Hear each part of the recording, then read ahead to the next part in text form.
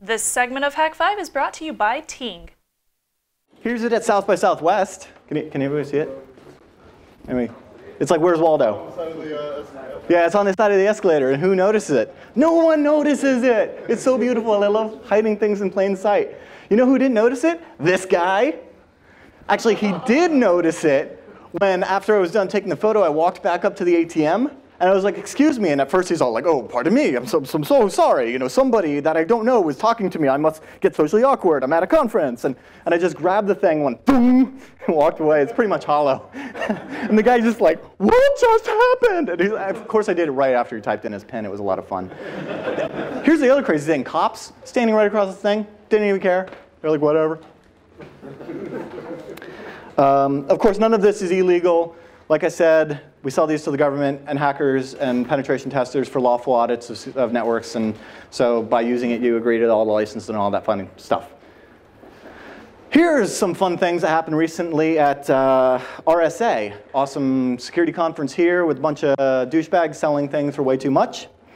And so went to a couple of parties, and I've blacked out stuff to protect the innocent. And so what you'll see in this list is there are a ton of these BlackBerries, which of course the spooks love those BlackBerries. They're so great. As well as Androids and iPhones and things of that nature, because holy did Wi-Fi explode in the last year. Like we went from, you know, like it only being a laptop experience to like now like everybody's got like a Nook and a Kindle and a iPhone and an Android and a Zoom and there's so many Wi-Fi devices now, and it's so beautiful with mobile. Because remember when I was showing the slide about forget this network and forget that? It's by default to remember. They couldn't have made it any easier. Oh, a word about the TSA. I think I already mentioned it about the pineapple, but also don't try to take this guy on the plane. Yeah, they're not going to like that. But this one's fun. Here. Woohoo! And this is where we go off the rails. Are there any questions thus far? Was that just one of they used the pineapple with the battery pack? Yes. And a bitband switch? Yes, just like that is right there. You want to grab that? Yeah, just go ahead and pull it off. If you can. It's pretty strong. It's neodymium. There you go. And it's like totally just like chilling here. And you would never have noticed. Although there's a lot of stuff around here you probably wouldn't notice. It's my proxy server. Yes, the proxy server. We can talk about other fun stuff that this does. I'm actually running one right now. Let me stop the deauth attacks because it's probably getting a little annoying. So Control C on that guy and kill that guy. And let's see what we got. So this is the web interface for the pineapple.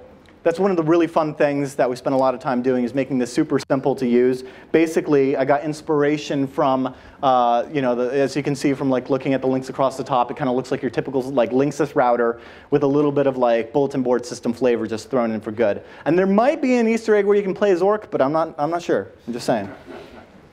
And so I've actually seen a lot more clients, so a lot of people here are being good about connecting to open Wi-Fi networks. But as you saw in the other photos, like I will oftentimes run out of address space in a Class C network before I run out of battery power or victims. So, if Jesus's iMac is around, or FreeDOS iPad, or there's an Android and some root guy and a bunch of other Androids and BlackBerry. This is really interesting. Normally when I do this, it's like BlackBerry heaven, but you guys are mostly on Android, so way to go, you guys. And so this is basically where you can kind of see what's going on. I can generate detailed reports, which uses this really fancy bash script with a while loop that takes forever. So hang on just a sec. And then that just tells me the name of the client. A lot of times they don't say what their name is, so it'll be star as well as their IP address and the access point that they believe they are connected to, like Sam over here. Hi, Sam, where are you? Hey, Sam, you're connected to Noisebridge, but you're not. Ooh, pull up the internet. Just go to example.org. It'll be a lot of fun. You already did?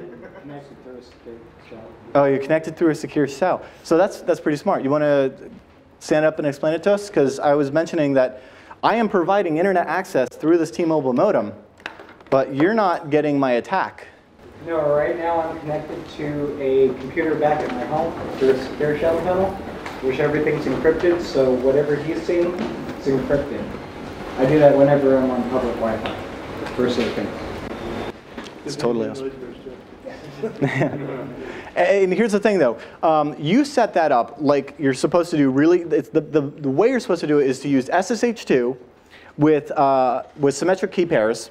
So you got an RSA key on both ends. You've got a private key and a public key. And so when because for instance, if you weren't doing that, if you weren't using public key encryption, and you were to say be using a client that would be stupid enough to get dropped down from what is it called, SSH version 2 to SSH version 1, what I could do with an ettercap attack is convince it to drop down to 1 and then use password-based authentication. You type in your password as if you're connecting to your home router. Now I've got your IP address and the password for your home router. But you do the smart thing, and that is public key encryption. Let me tell you, or let me ask you, was that really easy to set up or what? It was actually pretty easy. The hardest thing was generating the key pair, and that wasn't even that hard. See, OK, you know what? Forget what I said about convenience and security. Obviously, super simple. So we'll do a quick write-up and give that to Grandma, right? Actually, the hardest part was setting up the dynamic DNS. Yeah, I know. I hate dying DNS these days, man. Did those guys jump the shark or what? So there's a trick actually with that. Use a Linode instead. A what? A Linode. VPS. I didn't mess with that. Yeah, actually, I use.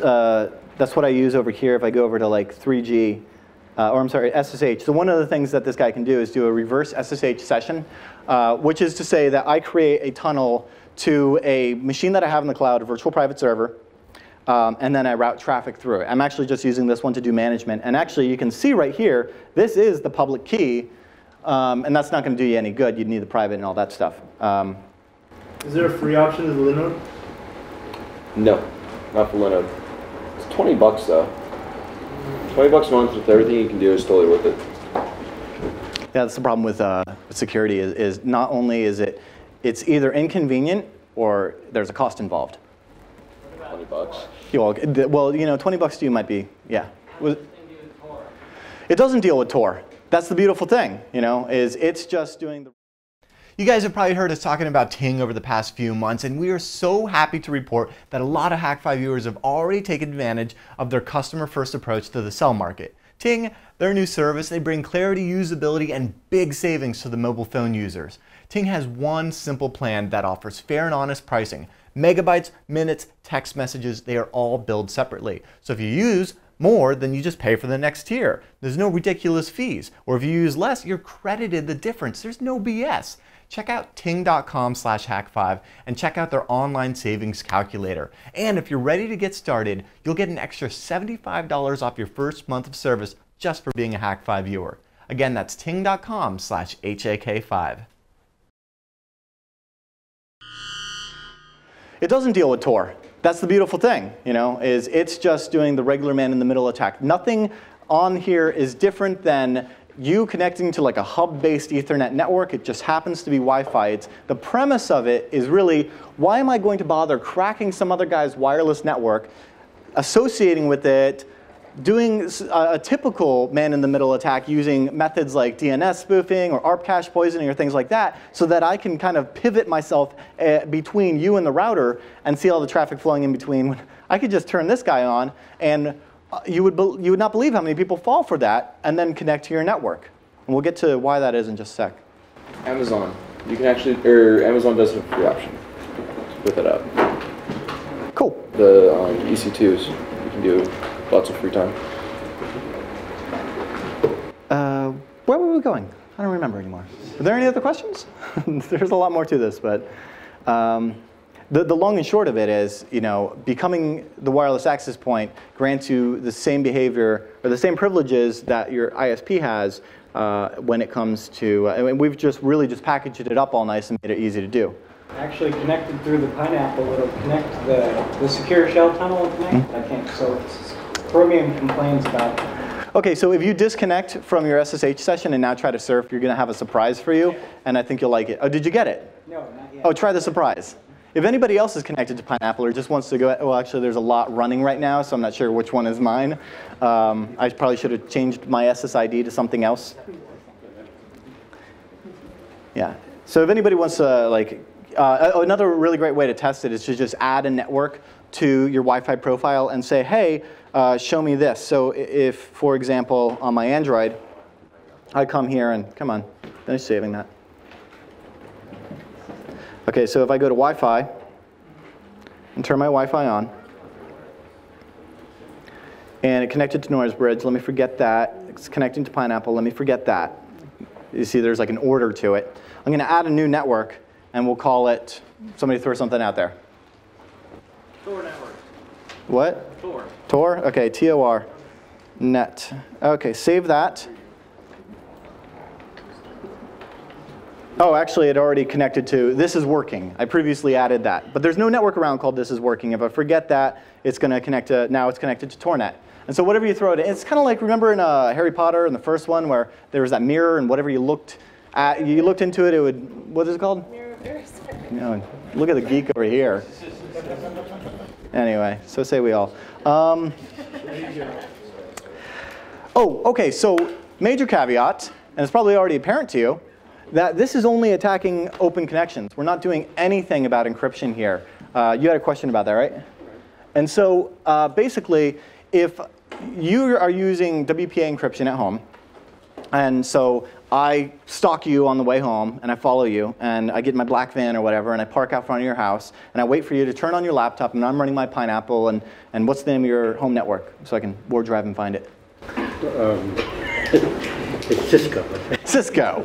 All right. So I've got my network, and it's just like, hey, guys, anybody want to connect to Cisco? Actually, it's not even saying that. It's just waiting for you to probe requests for it. So your machine will send out a probe request saying, hey, where's Cisco? And what's going to happen is we'll both a race condition, that is, you are in closer proximity to your home router, which will respond and say, yeah, I'm Cisco, connect to me. But so will I. The difference being, yours is going to say, hey, I'm Cisco, and I do these channels, and I support these data rates, and all this stuff, and also, I've got WPA encryption. And mine says, and I'm open! Woohoo, let's really have some fun. And you're not going to connect to me because, thankfully, most vendors aren't that stupid.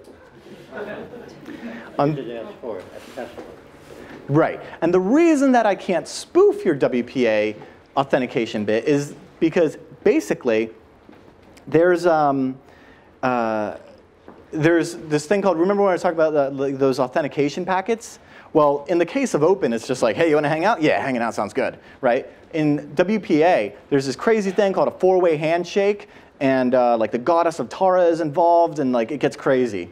But basically, nobody reveals the password on either end. It's all these crazy cool hash stuff, and there's no way for the Pineapple to mimic that without the WPA key. So that's not going to happen. However, if you have ever connected to an open network in the past, it's going to probe for that, and there's a good chance you might connect to me. And the thing about that is that in this society of convenience, it's damn near impossible to implement security. Because, for example, I was talking about how SFO offers 45 minutes of free Wi-Fi per MAC address. Well, you could easily just go over to SFO and run one of these. And unfortunately, SFO doesn't have the option of like, oh, OK, we're going to run SFO WPA secured. And so how would you implement that as a network operator trying to offer a public service? I mean, would the airport have to go like, TSA has limited how many liquids you can bring, and also the WPA key is beefcakes. Like, what are you going to do? Same thing with ATT Wi-Fi at all of the Starbucks and GoGo in-flight. I love it when people connect to me on GoGo in-flight because we're obviously not in an airplane. You had a question. I was going to ask if you could beat the race condition with like an external antenna or like changing it to a higher power. Yeah, so that antenna over there on that box is what's called a, well, actually that's not a really great example. We didn't bring any with us because they're like freaking huge. But like a Yagi antenna, for example, or to be more proper, a Yagi Udin. Poor Udin, he never gets credit. But these two guys made this awesome array that basically like is very focused. And so we've had a lot of fun with those in the past, even like mounting them to sniper rifle stocks. I don't recommend doing that anywhere in public. They're very focused.